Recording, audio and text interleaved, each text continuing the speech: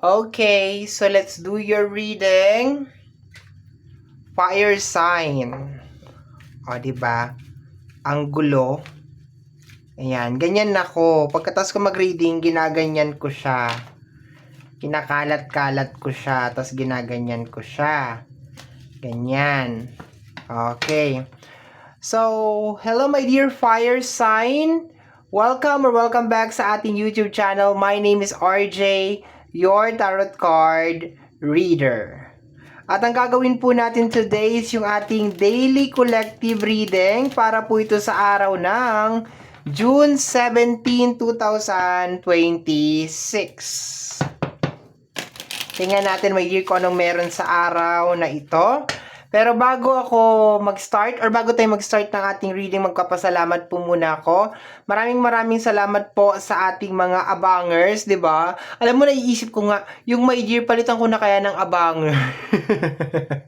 Alam mo, it takes me 6 years bago ako makaisip ng itatawag ko talaga sa inyo. Kasi honestly, my dear, yung my dear is suggestion lang yan sa akin. Okay, suggestion lang talaga siya. Hindi talaga siya yung galing sa akin. Kasi, dapat, basta napakarami kong option noon. Pero, ang nanaig talaga sa lahat ng mga option is yung my dear. Then, it takes me 6 years bago ako makaisip talaga ng itatawag ko sa inyo. Which is parang, alam mo yung parang, I think eto na talaga yun. Which is mga abangers. 'Di ba? Parang, akalain mo nga naman yun. Talagang may mga bagay na hindi mo talaga mamamadali. Talagang it takes time.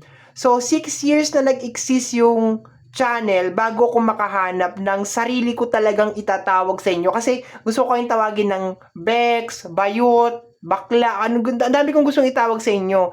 Pero, sabi, sige na, para ano na lang, my dear na ang itawag mo. Kaya nag-umpisa yung my dear. Ayan, well, okay naman yung my dear. Wala naman akong problema. Pero I'm just sharing this, my dear, fire sign. Di ba, maski ako sanay na ako natawag ko sa inyo, my dear. Kasi, naramdaman ko lang talaga yung tawag na abangers ngayon sa inyo. Okay. So anyway, ang dami ko na namang kwento. Ang dami ko na naman sat-sat. Ito na naman tayo. So magpapasalamat lang ako, no? So maraming salamat po sa ating mga abangers. Hello! Ayan. So walang sawang paghihintay at pag-aabang po ng inyong mga readings. Thank you very much. And gusto ko rin pong magpasalamat sa ating mga bagong subscribers. Hello my dear, welcome po sa ating channel. I hope na mag-enjoy po kayo dito at mahanap nyo po kung ano man po yung inyong hinahanap or sana ma-provide ko, 'di ba? Sana lang naman. Ayoko naman mangako, 'di ba? Kasi mahirap na. Okay. Sa mga interested po sa ating private reading, nasa description box down below, my dear, yung mga details, information na kinakailangan mo para makontak po ang inyong lingkod. Diba? Ang daming sinabi.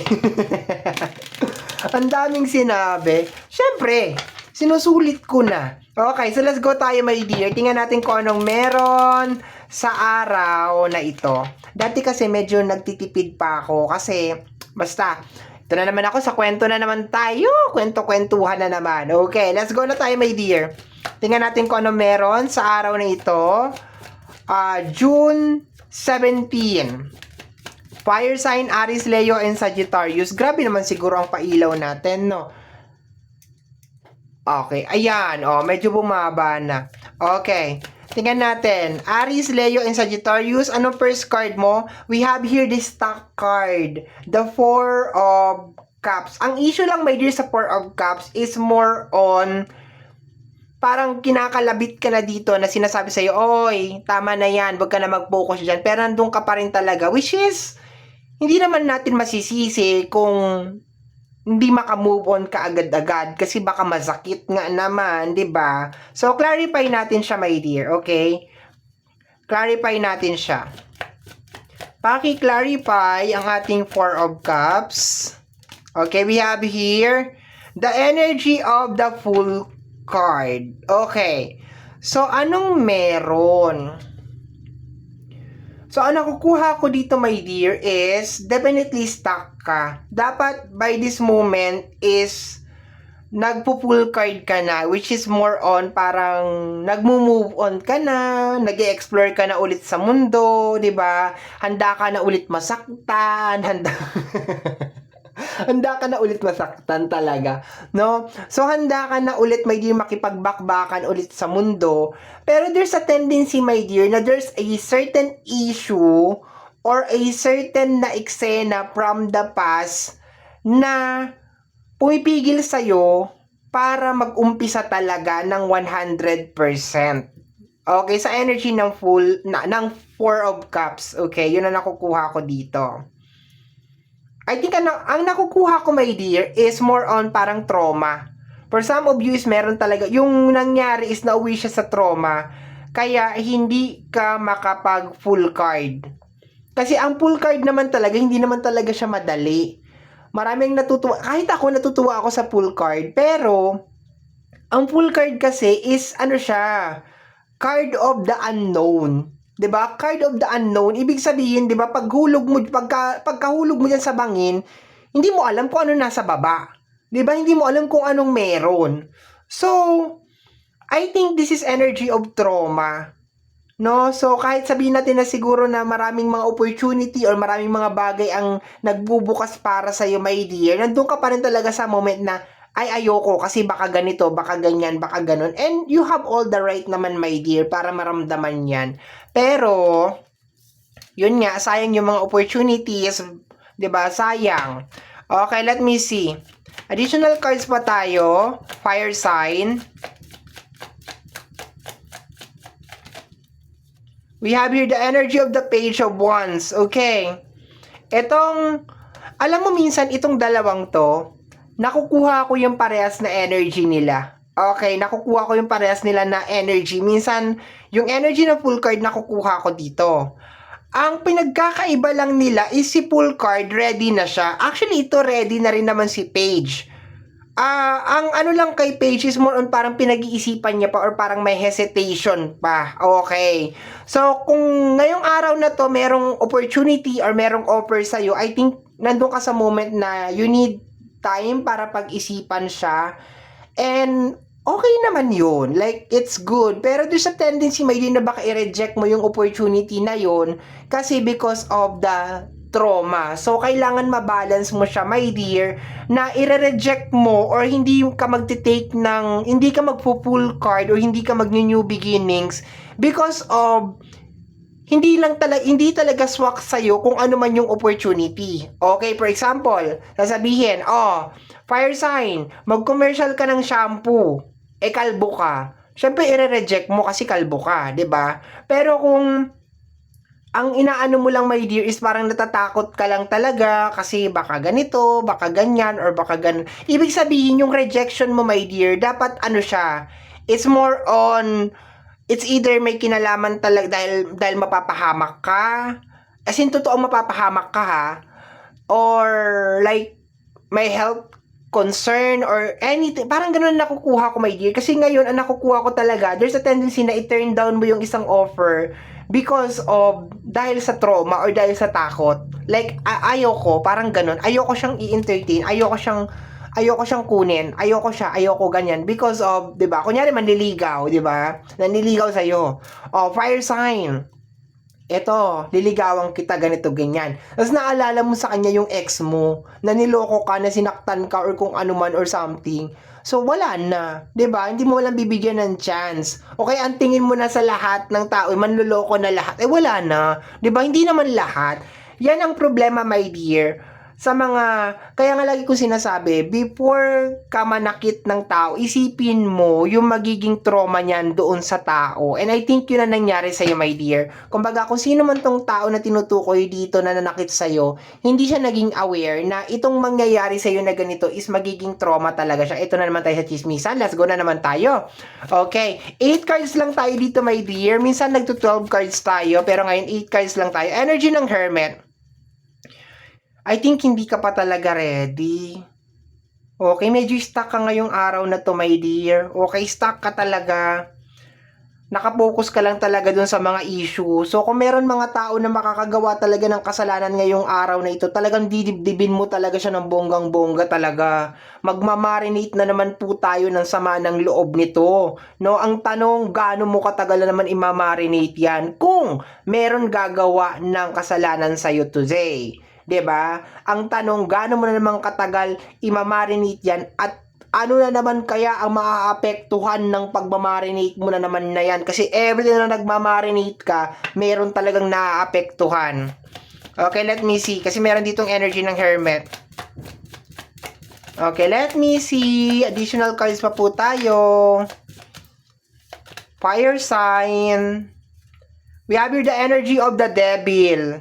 Distraction to, my dear. As in, ngayong araw na to, super distracted ka talaga. Okay, let me see. Paki-clarify po si Devil. Trauma talagang nangingibabaw sa akin. So, meron mga trauma na babalik ngayong araw na to, my dear. May mga alaala na magbabalik and trauma ang mabubrot out. We have here the energy of the King of Cups. Ay, baka may babalik din, my dear. Okay, there's a tendency na merong babalik ngayong araw na ito. Okay. Okay, may babalik ngayong araw na ito, pero you are not yet ready. Possible yon, my dear, na energy, ha? Nakuha ko sa energy ng Devil at saka ng King of Cups. Posibleng energy ng Earth sign. Walang Taurus dito, pero posibleng energy ng Taurus, Virgo, and Capricorn, or posibleng energy ng Water sign, Cancer, Scorpio, and then Pisces. Babalik siya today, and probably baka manghihingi ng second chance, pero you are not yet ready because traumatic ka pa. Yes, you are traumatic from the past experience na nakuha mo sa kanya. Ibang senaryo, my dear, pagdating sa opportunity. Okay.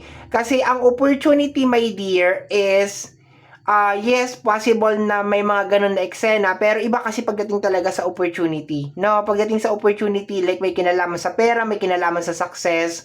So, dapat mo talagang paglabanan talaga yung trauma mo, okay, pagdating sa ganyan, okay?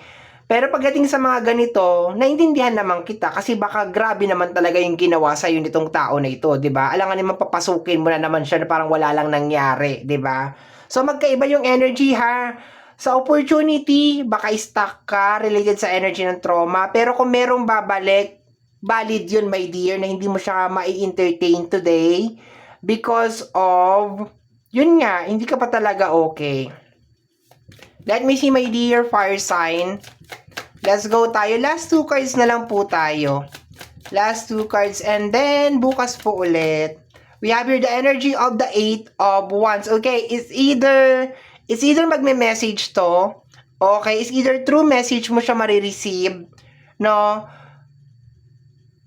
Paano ko ipapaliwanag to, bakla?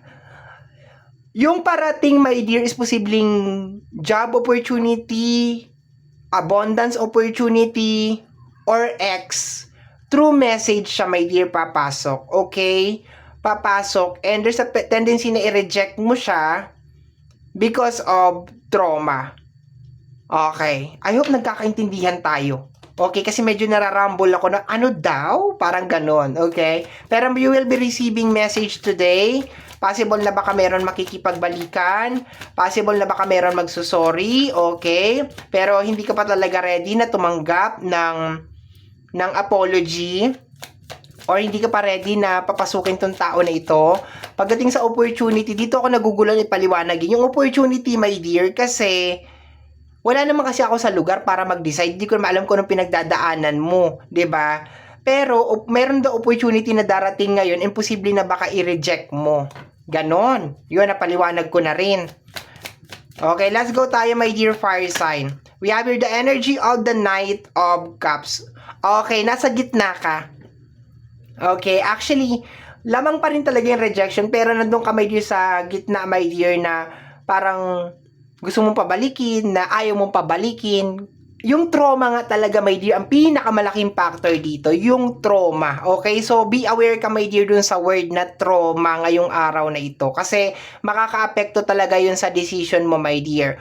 Once again, pagdating sa ibang tao, like kung meron tao na magsasorry sa'yo and parang gustong bumalik sa buhay mo, maiintindihan natin kung bakit hindi mo siya mapabalik. 'Di ba? Kasi 'di ba baka nga naman karumal-dumal yung ginawa ng tao na yon. 'Di ba? Pero kung may kinalaman sa opportunity, my dear, 'di ba?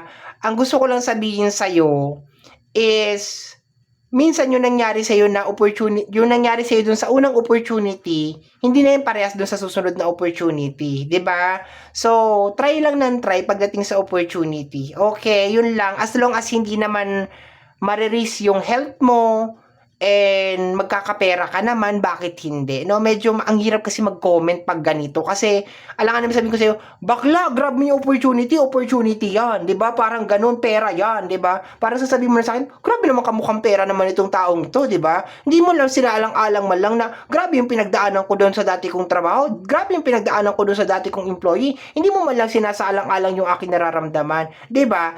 Kung ganun, my dear, yung sitwasyon mo, naiintindihan ko naman kung hindi ka pa talaga ready. Pero, di ba, minsan kailangan talaga nating paglabanan yung mga bagay na ganun, 'di ba? Okay, we have here the hidden message, the Two of Pentacles. This is more on energy of balancing. I think nandun ka talaga sa gitna, my dear, na parang hindi ka talaga makapag-decide. And isa sa factor, my dear, na hindi ka makapag-decide is yung trauma. Pero at the same time, parang okay naman. Pero at the same time, yung trauma. Parang ganon, okay? So, my dear fire sign, ito ang napakagulo natin na reading, char. Ito po yung ating nasagap na message, energy para sa araw na ito, June 17, 2026. Okay, I hope, my dear, na nagustuhan mo yung ating reading at nakatulong po sana ito. Until next time, until tomorrow ulit. Bye-bye. Thank you, my dear. Salamat po. Bye-bye, bye-bye.